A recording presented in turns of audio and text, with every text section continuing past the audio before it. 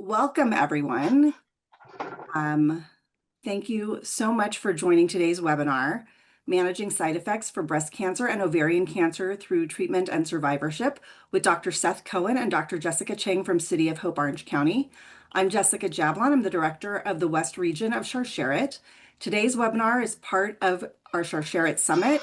The Sharsheret Summit brings together thousands of people for virtual and in-person education all across the country from September 26th through October 31st. Please visit our Sharsheret Summit website to learn more and to sign up for any of our upcoming webinars that feature top experts in the field. We have one more webinar coming up, which I'll talk about in a minute, but my colleague is putting the chat for the summit into the chat right now, the link to the chat. We are so grateful for our Sharsheret Summit sponsors, Merck, AstraZeneca, Novartis, Pfizer, Lilly, Daiichi Sankyo, City of Hope, IZE, and GSK. Before we begin, a few housekeeping items. Today's webinar is being recorded and will be posted on Sharsheret's website along with a transcript. Participants' faces and names will not be in the recording. If you would like to remain private, you have the option to turn off your video and rename yourself, or you can call into the webinar. We also have closed captioning available. To display live captions on the bottom bar, click on Captions and then click on Show Captions.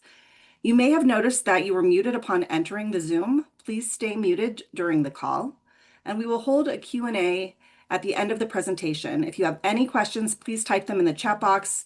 We'll get to as many as we can during the Q&A. We also got many questions in advance, so we'll do what we can to get through as many as we are able to today. I want to remind you that Sharsheret is a not-for-profit cancer support and education organization and does not provide any medical advice or perform any medical procedures. Our full medical disclaimer is going into the chat right now. We have one more national webinar left before the Sharsheret Summit comes to a close.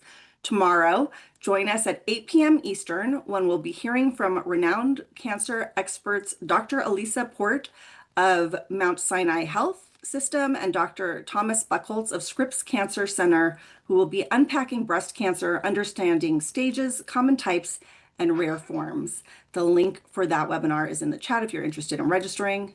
But most importantly, if you are currently facing a breast cancer or ovarian cancer diagnosis, please remember that Sharsheret is here for you and your loved ones. Sharsheret provides emotional support, mental health counseling, and other programs designed to help you navigate through the cancer experience. All are completely free and confidential. Our contact information is in the chat box now. Now, before we welcome our experts to the screen, I would like to introduce Deborah, who will be sharing her story with us today. Thank you for having me. My name's Deborah Binder, and I live in the Seattle, Washington area. I'm here as a 16-year ovarian cancer survivor. I was diagnosed in 2009 with epithelial high-grade serous ovarian cancer, and soon after my diagnosis discovered that I was BRCA1 positive. During my initial chemotherapy treatment, I did have many side effects, which I'm sure you have been experiencing if you're in treatment. And they included fatigue, neuropathy, and brain fog. And really how I dealt with my side effects is by really advocating for myself and bringing them to the attention of my gynecological oncologist.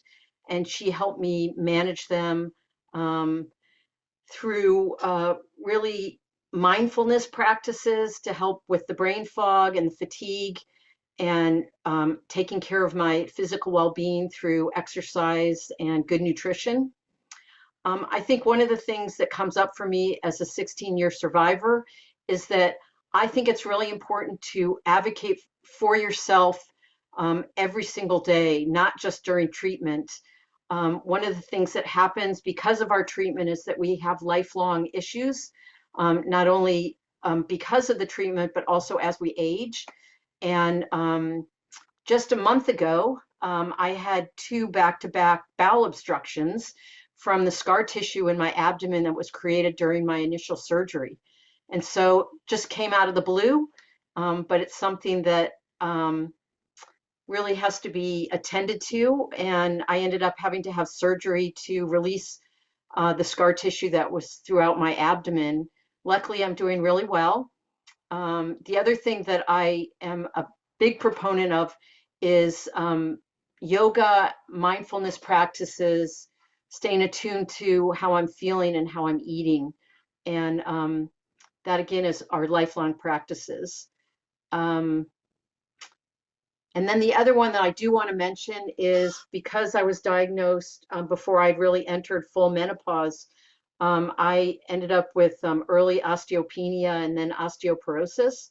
And so that's something that you need to think about as you end treatment if you're younger. So um, anyway, I'm grateful for the doctors here today to help share what you all can do to help mitigate your side effects. Thank you for having me. Thank you, Deborah. It's so there we go. It's sharing your story is so important, and your message of self-advocacy is so important. And thank you so much for sharing. It really makes people feel less alone when they know that other people are experiencing what they're experiencing as well. So thank you for being here. Now I'm excited to introduce our first speaker, Dr. Jessica Cheng. Jessica Cheng is among the nation's few and Orange County's only fellowship-trained experts in cancer rehabilitation medicine. This is a subspecialty of physical medicine and rehabilitation, also known as physiatry. From the time of diagnosis, a wide range of physical, cognitive, and emotional challenges may arise throughout the cancer journey. She has the expertise in optimizing function and independence for people with cancer throughout all stages of the journey, with a special focus on musculoskeletal and neurological conditions. She is driven to remove function and symptom-related barriers to cancer treatment and to quality of life.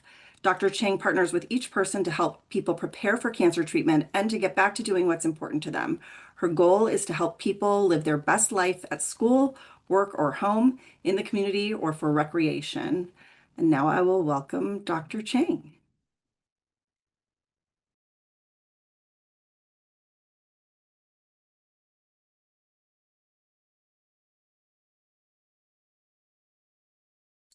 Hello, can you hear me?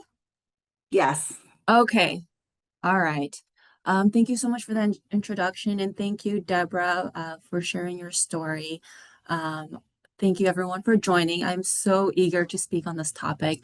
First, I will say a disclaimer is that there is much too much I want to say to fit in this time. So I know there's a lot of questions that will remain after this, but I will do my best to answer some of the common questions. So without further ado, let me advance the slide. So many of you are probably here with this face because you've survived cancer, but are you thriving? So time and again, this is the face I see with my patients, and they have a lot of symptoms, many of which Deborah had mentioned, that they come to seek my help with. And so these are things that you're probably aware of already. Surviving cancer, but are we thriving after cancer? The numbers of cancer survivors are increasing. The majority have at least some type of functional limitation. We know that there is more pain, more disability, more chronic symptoms, more psychological symptoms, a lot of things that are worse after cancer, and that a lot of these physical and functional needs remain highly unmet. That's why we're talking. So the outline is, again, we can't cover all topics like chemo, brain, and psychological challenges that Deborah had mentioned, but I want to touch base briefly on fatigue, pain, neuropathy, lymphedema, and I want you to take away the answer of why exercise and why see a PM&R specialized in cancer. So I'm starting with a take-home message so that cannot be missed. My take-home message is please exercise and please see PM&R physician as early as possible in your journey. The fatigue.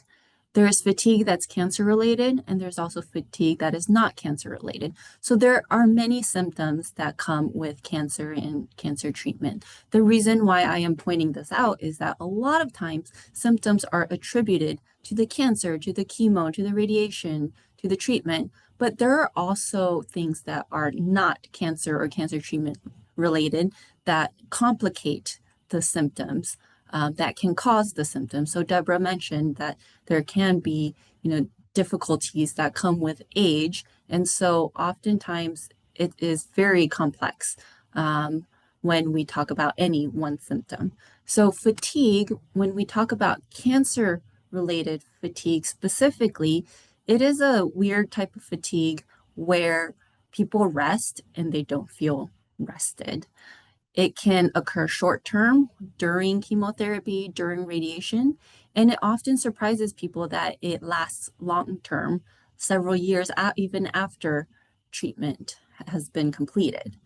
Many different factors can contribute to cancer-related fatigue. It could be directly from the cancer, directly from the cancer treatment. It could also be because of anemia, low blood count. It could be due to other organs having difficulty, like the thyroid, the heart, the liver, the kidneys. Many things can contribute to fatigue. And one of the things that I often see is that people move less when they have fatigue during cancer treatment. When people move less, they feel like moving less, and then they move even less, and they have fatigue associated with not moving enough. And so, if we are honing in particularly on the cancer related fatigue, it's a little counterintuitive, but one of the best treatments is actually exercise. It works on the cellular level to help actually create energy for the body. But you have to be careful, not exercise too much and get overexertion, not exercise too little and have fatigue related to that. And so exercise, particularly aerobic exercise, is something I emphasize with all my patients that have fatigue. Now, occupational therapy is a really great partner in terms of energy conservation. They can help with different strategies to pace and prioritize activities to give yourself permission to allow other people to help in certain activities that may not be as priority but necessary. Treating medical issues is also always important. And what Deborah had touched upon, it is incredibly important. It's always for a lifetime, but especially when there's cancer, to eat well, sleep well, feel emotionally well, and also, like I mentioned earlier, move well.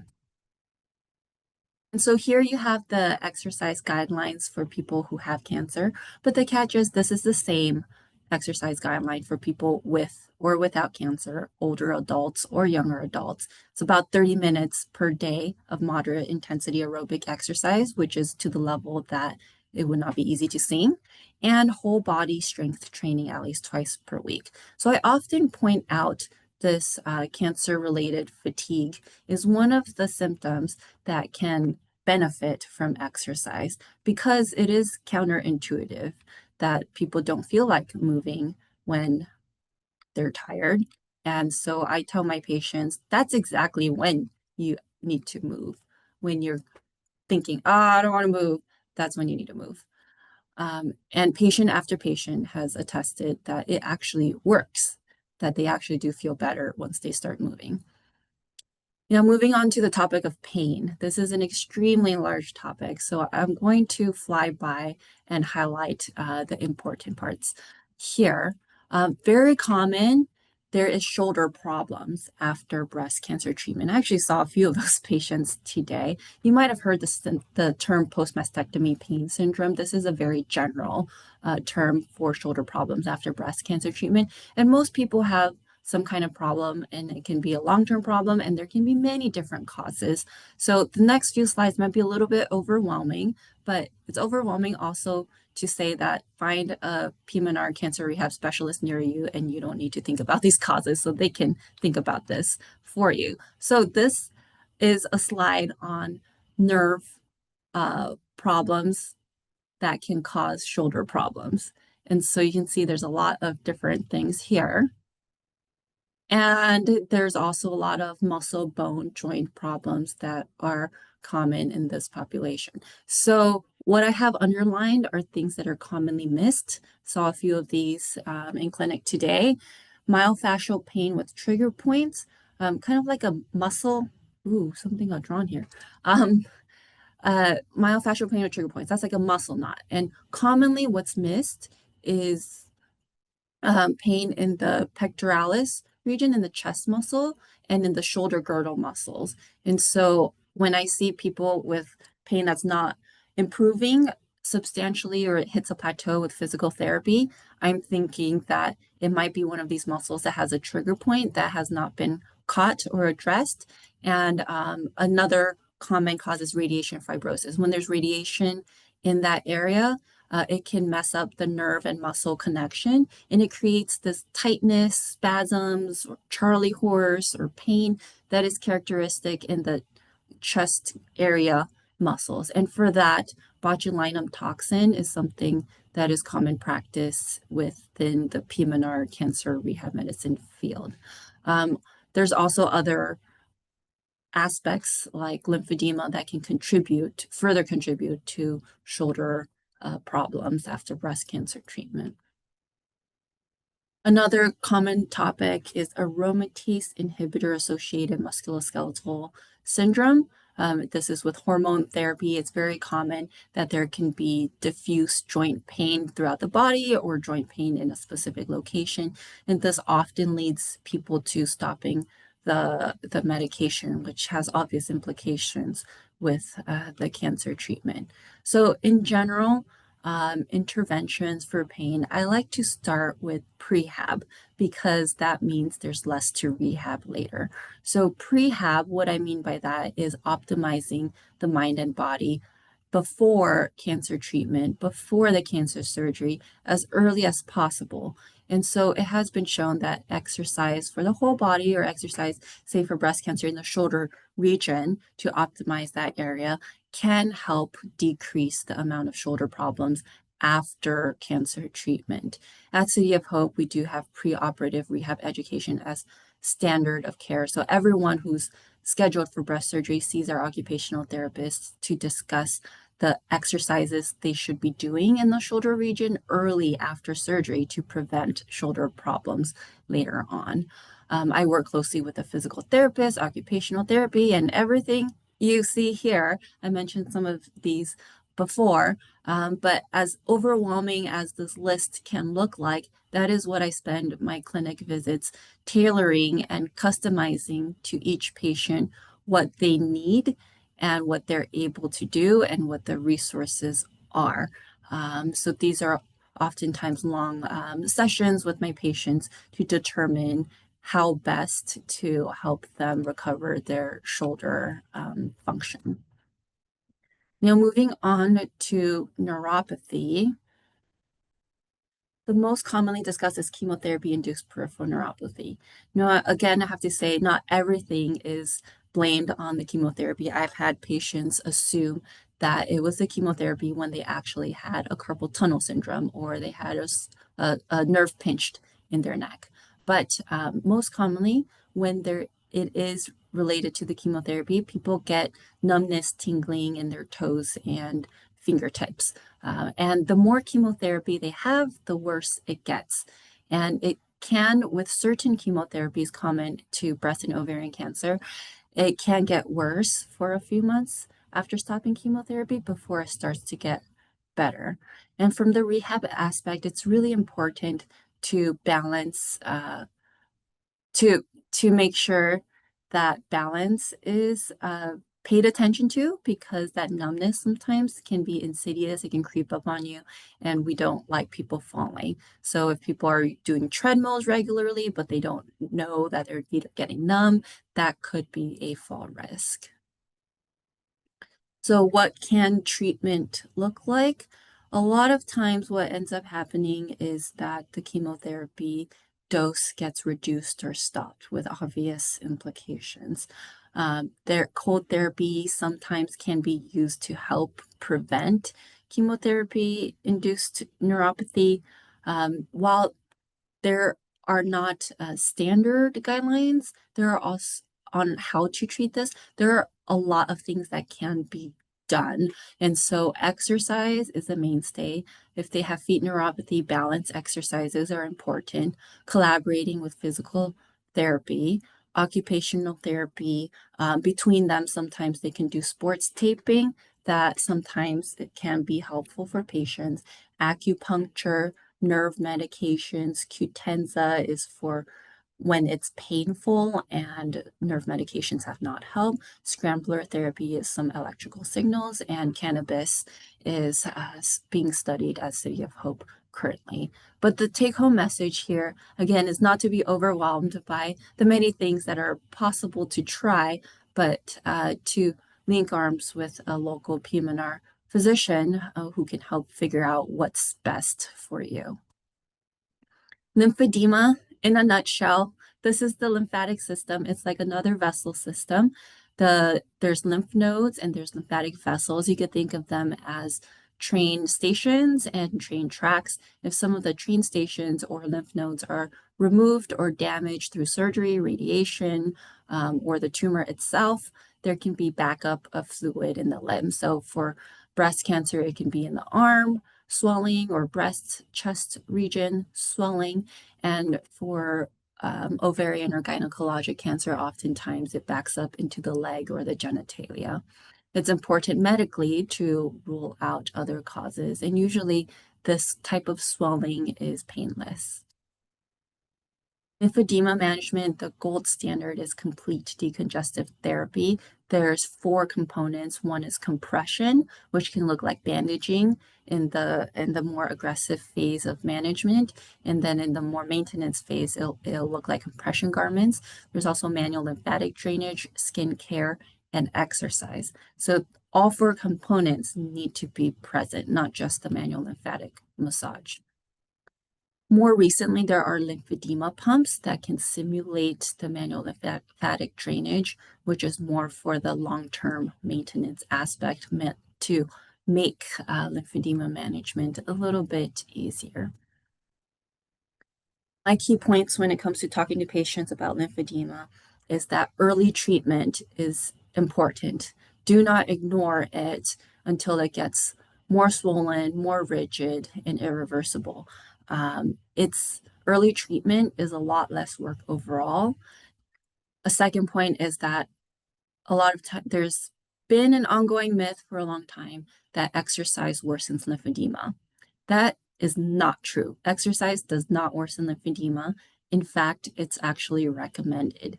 And here there's a picture of the exercise guidelines again, where it shows that exercise can help with lymphedema. Thirdly, lymphedema is a chronic condition. It can be managed so that it can have minimal impact on functional abilities.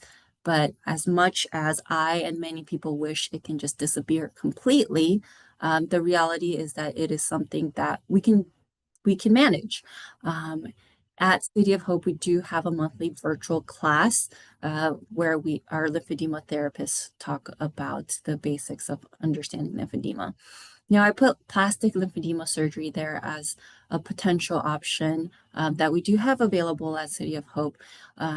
When the CDT that we talked about earlier, when that's been done and optimized and the patient has been working hard at this and there continues to be some lymphedema, then that is a time when lymphedema surgery referral can be considered. All right, so one of the things I wanted everyone to take away from this is exercise. Why exercise? You can scan this QR code to dive into more information on why it's important to move through cancer. So the benefits of exercise for cancer patients, simplified, is that it can help with prevention and survival. It can help people prepare, tolerate, and physically recover from cancer treatments, as Deborah could attest to in her story. It can improve the effectiveness of cancer treatments. There's more and more research coming out on that.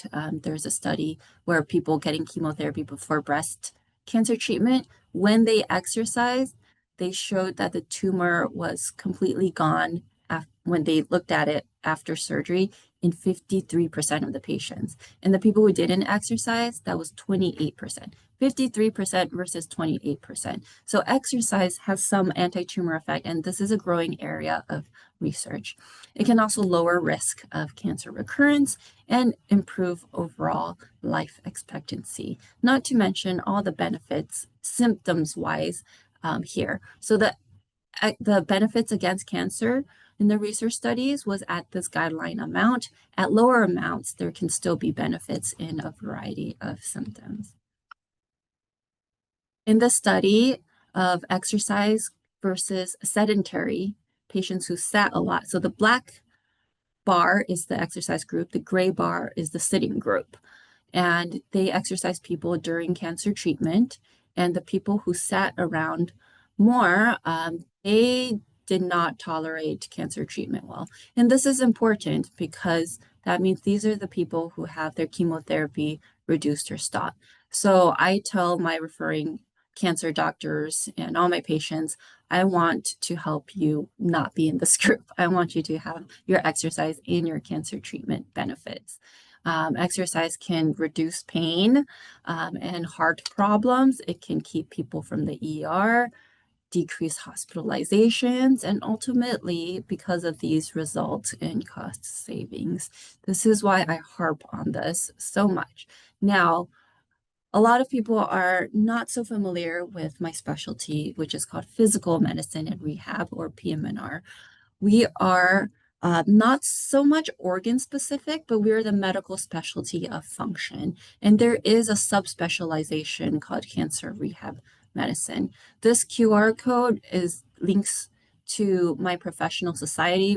I just came back from a conference there, and that link specifically has a whole list of conditions that you could ask a PM&R physician about, and they should have at least a clue of where to direct you if they cannot take care of it themselves. PM&R is a unique specialty in that it overlaps with so many different other specialties as pictured here. If you have trouble doing any activity, that's a good time to think about consulting a rehab physician. So if we talk about organ systems, we do focus particularly on the musculoskeletal or muscle bones joints system and the nervous system like brain, spinal cord, and the nerves in the arms and legs. So this is particular areas that we focus on, but we also look at the whole picture because function involves so many different components like eating well, sleeping well, and the rest of your organ systems working well and psychosocial systems working well in order for a person to function well. So one of the questions I commonly get is, what should we expect from a PM&R visit? One of the ways to remember this is the 3 M's: movement, motivation, and management. And this is how I, in particular, practice.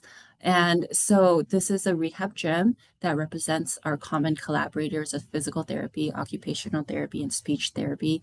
There are subspecializations within each of these types of therapists. So it's important to get each of my patients to the right specialist that is fit for them. My field is highly multidisciplinary, so I'm constantly talking to the rehab team, the medical team, and the cancer team to make the plan work for the patient.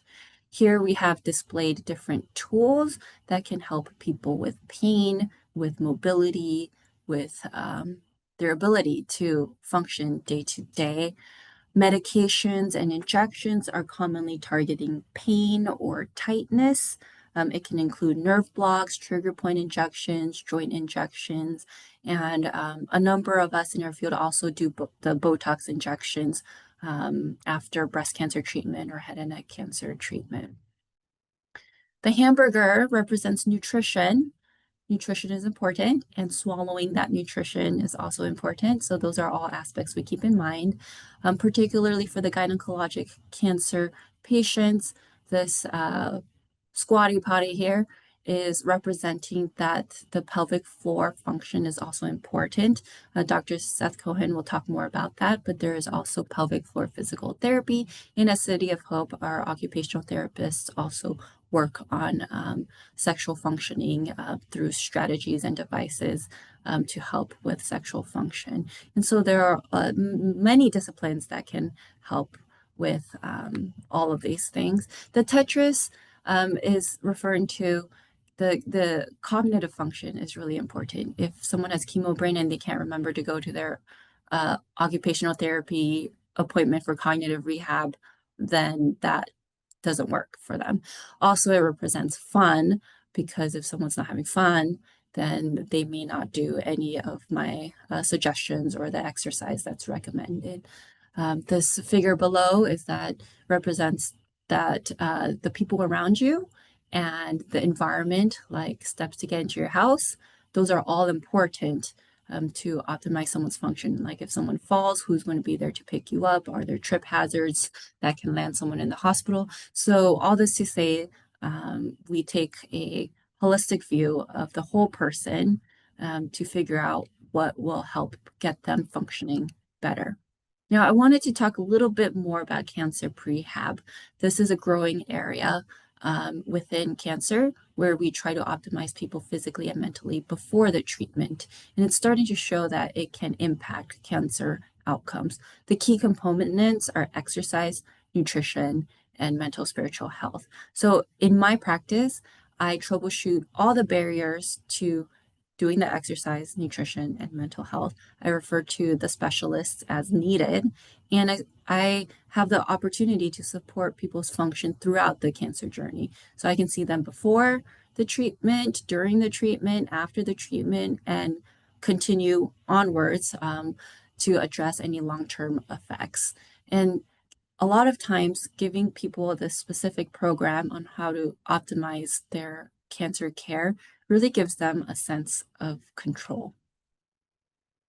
And so, what can PM&R offer? Our goal is to optimize function. So to paraphrase one of the founders of City of Hope, they said, what does it profit to cure the body if in the process you destroy the soul? Now, my version is that prehab can potentially profit curing the body. Rehab can restore the soul. And we do this through maximizing function and decreasing disability. And so this graph shows function on the y-axis and a timeline on the x-axis. And the takeaway really is this blue arrow, that no matter where someone is in their cancer journey, the field of PM&R and our team is here to help optimize functional ability throughout this trajectory. And so again, the take-home message is exercise and find a PM&R physician specializing in cancer rehab medicine near you as early as possible. Our team and their team is there waiting for you to optimize your functional ability and your quality of life. Thank you so much for your time and for spending your time listening to me, and hope I can answer at least some of your questions. Thank you. Thank you, Dr. Cheng. I did not know so much about PM&R, and I'm sure that many of our viewers learned a whole lot from your presentation. Now I'd like to introduce Dr. Seth Cohen. Dr. Cohen is a urologist specializing in complex reconstruction of the pelvic floor, including fistula and pelvic organ prolapse repair. Dr. Cohen received his medical doctorate and Bachelor of Arts degrees at Northwestern University. He completed his postgraduate training in California, including an internship in the Department of Surgery at UC San Francisco, a residency in urology at University of California, San Diego, and a fellowship in urogynecology and reconstructive pelvic surgery at UCLA. Dr. Cohen has published in a variety of medical journals on topics including mesh-associated complications, urinary incontinence, and medical education. He is board certified by the American Board of Urology with additional subspecialty certification in urogynecology and reconstructive pelvic surgery.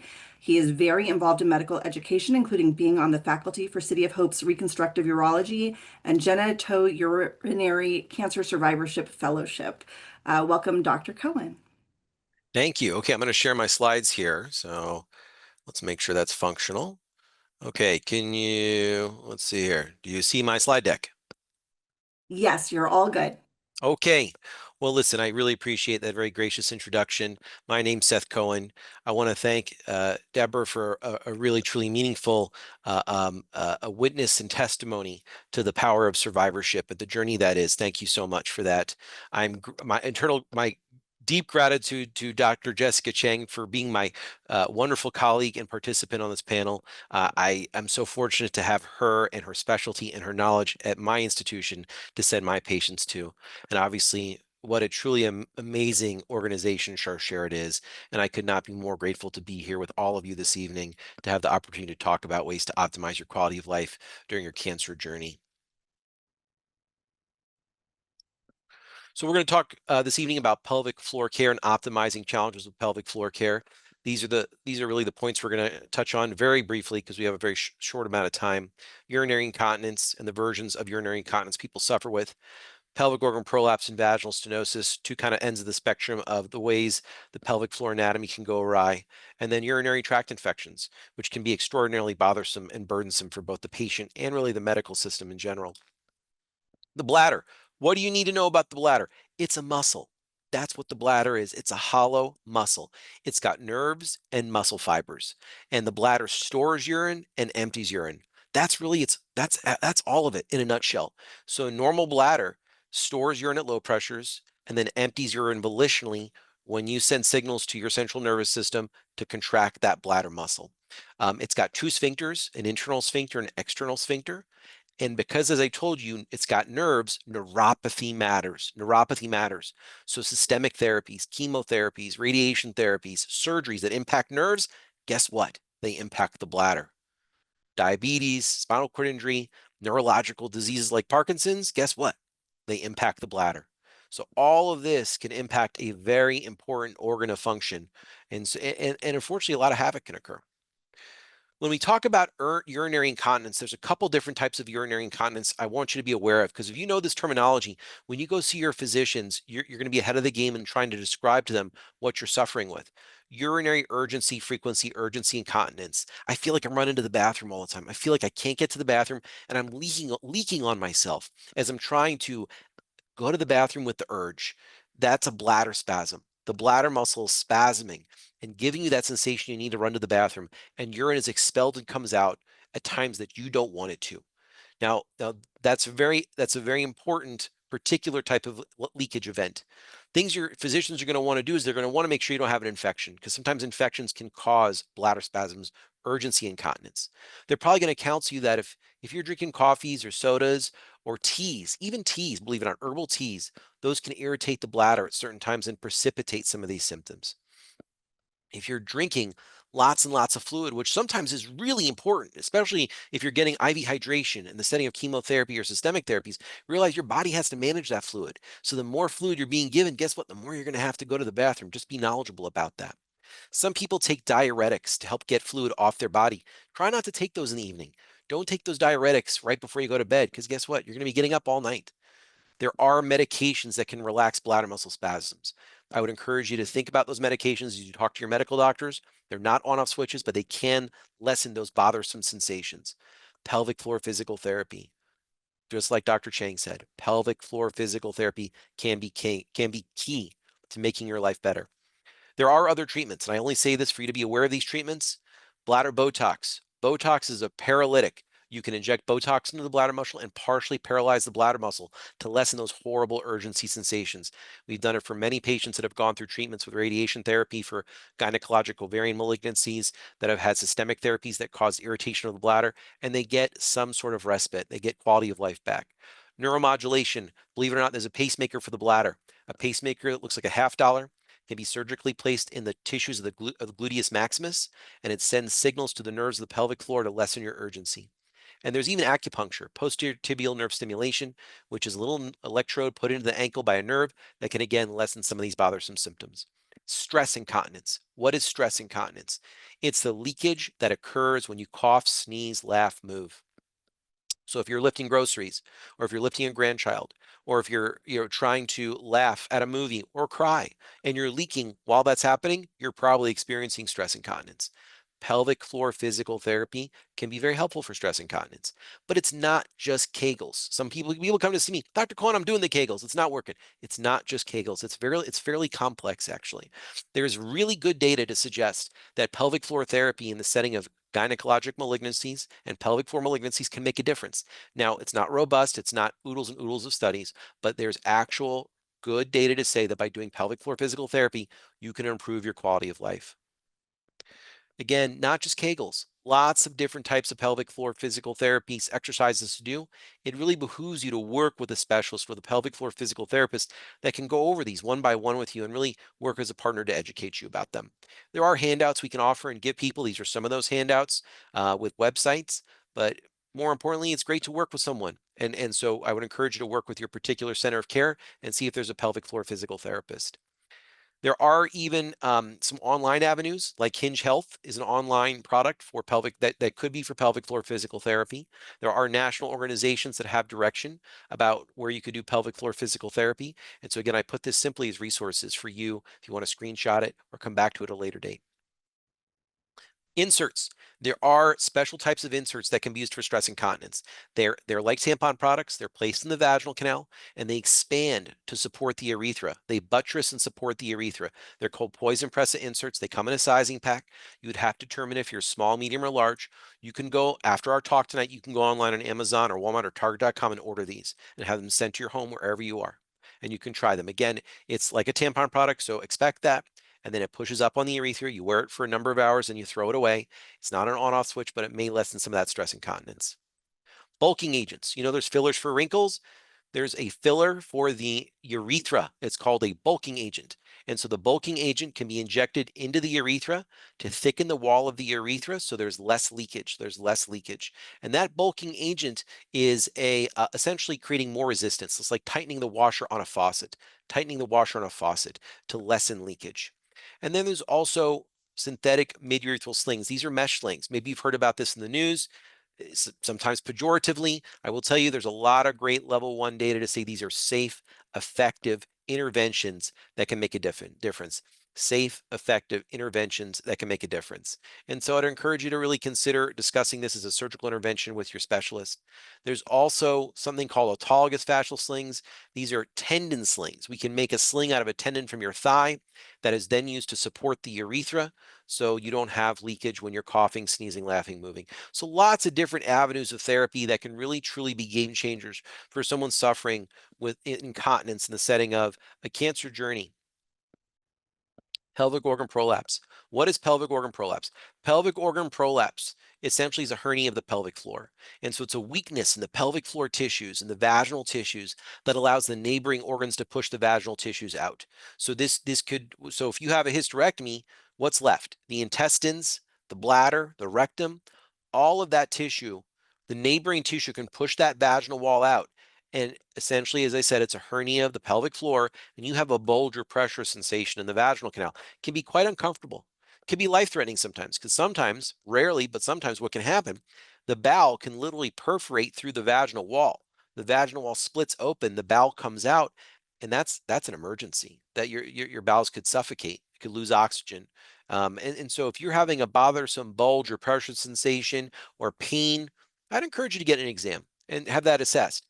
Not only should it be assessed, but you could talk about therapies.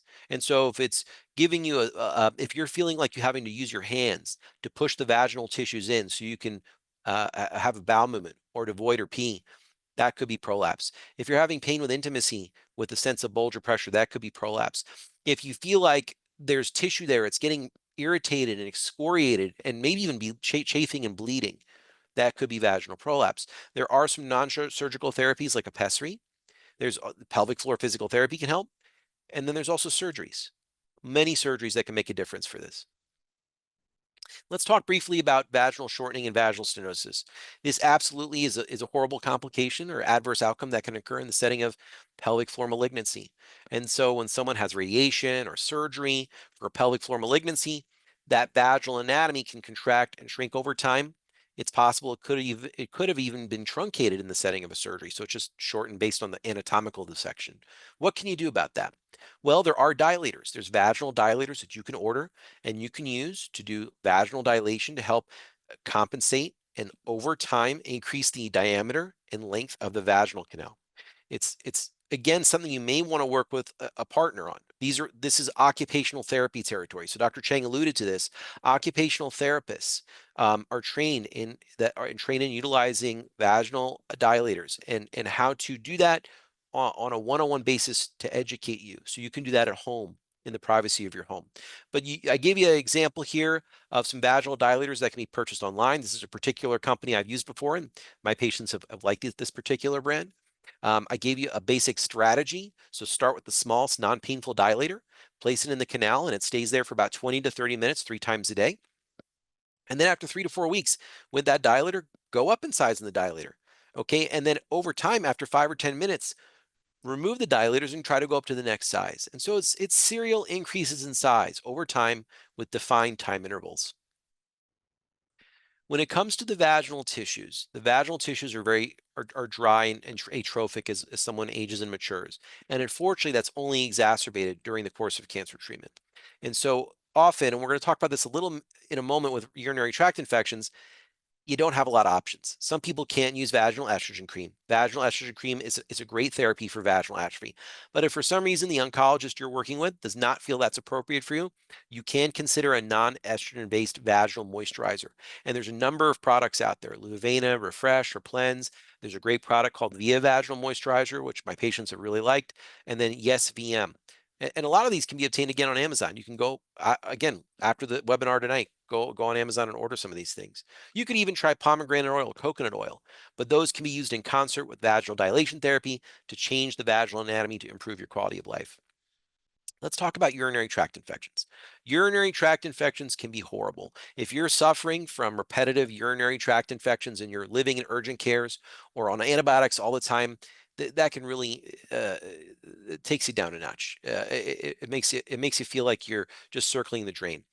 There are multiple ways to help avoid this, many ways to help avoid this. There are some really great guidelines put forth by some professional societies, the American Urologic Association. I give this to you as a standard that you could potentially read. It is free and available even for patient consumption. And certainly I would hope urologists that you see and urogynecologists that you see are familiar with these guidelines as well. But essentially, if you're getting treated for urinary tract infections, what I ask my patients to do is to consider a catheterized urine specimen. So if you've gone through a cancer treatment and your tissues are excoriated, perhaps you're tired from your systemic therapies, you don't have great dexterity, you're a little weak, it's going to be hard for you to catch urine in a cup in a sterile fashion, right? So if you're given a cup and they say, go into the restroom and give us a urine specimen, how hard is it to really reach down and get a clean catch urine specimen? Sometimes it's almost impossible. And so what I really ask my patients to consider doing is a catheterized urine specimen.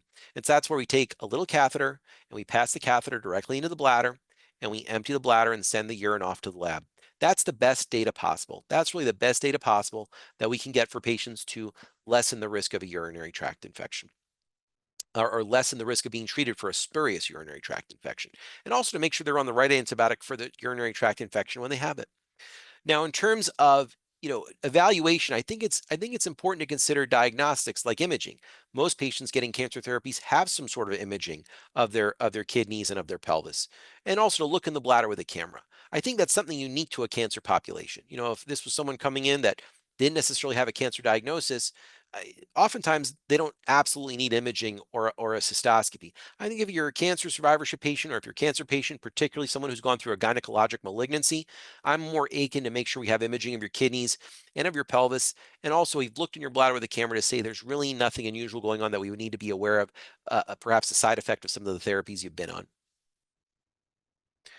I would like to just make sure you're aware, sometimes well-meaning doctors will get urine specimens from you and they're going to call you on the phone when you have no symptoms at all and say, hey, Ms. So-and-so, I'm going to give you some antibiotics because there was some bacteria in your urine. You don't necessarily need those antibiotics. And actually, in many instances, we would call it asymptomatic bacteriuria, meaning there's perhaps bacteria in your urine, but you're not having any symptoms. And we know from guidelines and data, it's not great to treat in those instances because we end up giving you antibiotics when you don't really need them, and we create resistance and we perhaps cause other challenges for you in the setting of the use of the antibiotics. And we know that many people have bacteria living in their bladder. We know that bacteria are not, or that bladders are not sterile environments. And so having some bacteria in your urine in the absence of symptoms doesn't equate antibiotic treatment. So just be familiar with the word asymptomatic bacteriuria and empower yourself to know that you don't always need antibiotics if you're not having symptoms, even if your urine specimen is growing some bacteria in it. What are the common antibiotics we like for UTIs? It's pretty simple. 3 antibiotics are generally the ones we use for most women suffering with urinary tract infections. Nitrofurantoin, aka macrobid, Bactrim, aka trimethoprim sulfamethoxazole, and then fosfomycin. Those are really the standard first line therapies of antibiotics for patients suffering with urinary tract infections. I'd encourage you to be familiar with that as well. Because, and by the way, you don't need 1 to 2 weeks of antibiotics. Most women suffering with UTIs really just need 3 to 5 days of antibiotics. So if someone's giving you a prescription for 1 to 2 weeks of antibiotics, generally you're in a hospital with a pyelonephritis. I mean, a really horrible infection. If it's a UTI, say, hey, listen, I'll just take 3 to 5 days. Thanks very much. Because remember, the more antibiotics you're on, the more you're killing good bacteria in your body, the more you're creating resistance. You want to be laser focused on how many antibiotics you're getting. There are prophylaxis recommendations in the guidelines. I may not go through all these in detail, except to say there is something called methenamine. What is methenamine? Methenamine is really it's a little dose of formaldehyde if you want to think about it like that. But basically, it changes the acidity of the urine, so bacteria don't like living in the urine. And it sounds crazy, but it's been used for years and decades as a prophylactic for urinary tract infections. And it's given twice a day, once in the morning, once in the evening. And it's not an antibiotic. It does not create resistance. But we do have reasonably good data to say it does reduce the risk of symptomatic urinary tract infections. Some caveats: you have to have normal renal functions, so you have to have, good working kidneys. And also it has to be functional with your systemic therapies. So, generally what I'll ask my pharmacy team to do is to check the systemic therapies the patient's on, chemotherapies, immunotherapies, and make sure there's no interaction between the methenamine and those therapies. I would say 99% of the time there is no interaction. Okay, let's talk briefly. Oh, follow-up evaluation. You don't need to retest your urine. That's a common misnomer as well. Someone will get treatment for UTI, and then they're going to say, hey, doctor, recheck my urine. Don't recheck your urine. If you're not having symptoms, you don't need the urine rechecked. It just leads to more antibiotics and honestly, more anxiety. If you're not having symptoms, you don't need another urine test. Creams and ointments, and we talked about this briefly earlier. If you're in an environment where your oncologist thinks it's okay for you to get estrogen cream, and often that is possible. It really depends on your particular cancer diagnosis and your particular oncologist. Estrogen cream has superb data to say it reduces the risk of symptomatic urinary tract infections, and that's generally put on a fingertip and applied to the entrance to the vaginal canal 2 to 3 times a week. 2 to 3 times a week. And so if your oncologist is okay with that, I'd encourage you to talk to your team about that. That can also reduce dryness and irritation. Now, if you're not able to get estrogen cream, and again, it's really a shared decision-making process with your oncologist and your pelvic floor specialist. As we talked about earlier, there are options. You do have options, and they're non-estrogen-based vaginal moisturizers. Luvena, Refresh, Replens, Via Vaginal Moisturizer, Yes VM. These are all possible. These are all possible. And particularly the Via Moisturizer and the SVM are great products that you can use to help with vaginal atrophy that have no hormones in them whatsoever. Pomegranate oil, coconut oil, also possible, but I would direct your attention mostly to the SVM and Via Moisturizer in terms of what I see patients really finding most helpful. So when you have a UTI, my suggestion is partner with a urogynecologist or specialist in this area. If you feel like it's recurrent, you're getting it all the time. Generally, I have my patients call my office. We'll have them come in and do a catheterized urine specimen. We avoid that clean catch. That's a nursing visit. We will give them some antibiotics while we're growing out the culture, and then ultimately we make sure they're on the right antibiotic. If you notice you're getting UTIs around intimacy, we do give patients antibiotics to take within 30 minutes of intercourse as a preventative as well. Kind of one of our last resorts is a daily antibiotic. We really hate doing that, but sometimes you have no other option. And so I will put people on a daily antibiotic if there's just no other way to help them and make them better. But again, I try to avoid that just because of the concerns about resistance and your microbiome. I'm going to conclude here simply by saying find a urogynecology specialist. So if you're someone suffering with pelvic floor disorders during your cancer journey, there is something called the Voices for Pelvic Floor Disorders website, Voices for PFD. You can Google that. They've got a really nice link or a resource on there where you can find a healthcare professional within your geography that's focused on this particular care. If nothing else, do that. That's my advice for you. Find someone local, regional that can help you with these really debilitating quality of life challenges that unfortunately are only exacerbated often during the cancer journey. And I wish you the best. I just want to say again what a true privilege and honor it is to be a part of this, to work with Sharsheret, to be a colleague of Dr. Cheng. It's my life's dream to improve people's quality of life, and you all are my heroes for the strength and courage you display on a daily basis. And if I can in any way meaningfully improve your day to day, that's really my reward. Thank you very much. Thank you, Dr. Cohen. Thank you both so much. I know we learned so much, and there's so many questions that have come in, and I know we could have, probably 500 hours of you answering all of these questions, and unfortunately, we just don't have the time to have that many questions. I do just want to say briefly that some of the topics that have been mentioned, such as menopause, lymphedema, brain fog, um, are topics that we do have full webinars on. And if you, my colleague will put in the chat the link to all of our webinars that you can go through and see if any of those will help get some of the answers to your questions. And I saw that Dr. Cheng answered some questions in the chat, so thank you for that. I did see a couple of questions about vaginal prolapse. One was, is vaginal prolapse obvious to a doctor during a regular gynecology visit? And then can it be seen on an abdominal MRI? Okay, these are great questions. Vaginal prolapse, yes, should be obvious to a traditional gynecologist during a pelvic exam. So it will be identified during a pelvic exam. That's typically what we call a lithotomy exam, where you're looking at the vaginal anatomy. It should be done. Usually I'll have patients Valsalva or bear down, so we get a sense of what that dissension of tissue looks like when you're creating a force within your pelvis to push tissues out. But any gynecologist should be able to at least identify prolapse. As far as an MRI, absolutely not an MRI of the abdomen. It'd really be an MRI of the pelvis because this is a pelvic floor disorder. So we'd expect to see pelvic floor laxity on some sort of imaging of the pelvis, perhaps an MRI of the pelvis. An MRI of the abdomen is going to be a little too high to capture the pelvic anatomy and really see that. There was a question that came in that I thought was really an interesting one, which was, do you have recommendations for when you go see a physician and they don't seem to be taking your concerns about side effects? They don't seem to be taking them seriously. How would you, what would you recommend in that situation? Okay, well, I know my answer. Dr. Cheng, you have any input on that one? They're not paid doctors not taking the concerns about side effects in a real serious, meaningful way. How does the patient approach that? That is so hard. I often see patients who feel that way. I think advocating finding a pulmonary doctor, there's not that many of us specializing in cancer rehab medicine across the nation. I put a list in the chat box of the ones I know of where people are at. But even if they are not specialized in cancer rehab, I think finding a general pulmonary doctor to see you for the various issues can still be helpful. And so you could ask for a referral. There is, I'll put my professional society directory in the chat as well.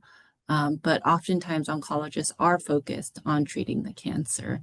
And so there is a growing movement on treating survivorship issues and symptoms related to that. So hopefully it will bleed over to your Dr. Cheng and I you hit a chord with us because we are champions of this, and I would echo everything she just said and say you are your best advocate, and you live in a modern age where you should not be suffering from adverse effects with no help and no benefit.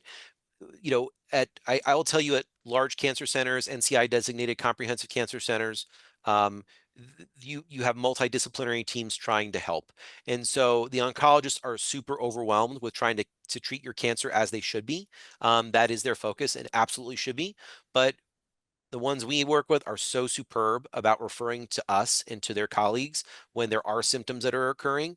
And I hope you could find yourself in an environment where those colleagues exist and that multidisciplinary care exists. So find an institution or a location, if possible, where there's a team of people, a multidisciplinary team of people that have specialists and physicians that really are focusing on those quality of life impacts that are just can be so devastating, even if your cancer is being treated well. And so be your own advocate as much as possible. I think that's such a true thing. And I saw that Deborah, who spoke at the beginning, is echoing that in the chat, and certainly her story said that as well. Um, I think one of the last questions, I think the last question that I'll ask for right now, just because we're out of time.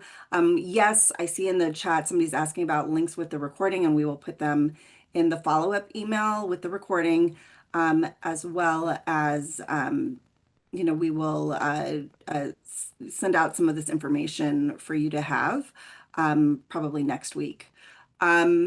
The last question I want to ask is about neuropathy, which seems to be a very common question in the questions that we got in advance. Just does neuropathy tend to last for forever? Is basically the question that we're getting. Is there any hope to reducing chemo-induced neuropathy? Yeah, so several questions in there. Usually I like to see people early on the more preventive aspects with the whole host of potential ways to address neuropathy that I had on my slide as early as possible. Now, chemotherapy-induced peripheral neuropathy, assuming that's the right diagnosis, oftentimes, most commonly, it gets better for most people to an amount that it's doesn't bother people significantly. I often see patients a couple years out after their chemotherapy, after they've had this issue. And so what I often tell people is that nerve recovery in general, it works best within the first year and kind of plateaus between year 1 to 2. But if we haven't tried any of the treatments yet, I would kind of hold my assessment because there can still be potentially some improvement. But if it's been 5 years, 10 years, and you've seen a plateau, then a lot of times we're not expecting as much nerve recovery, and we are learning to adapt with rehab strategies to make life more functional. Thank you.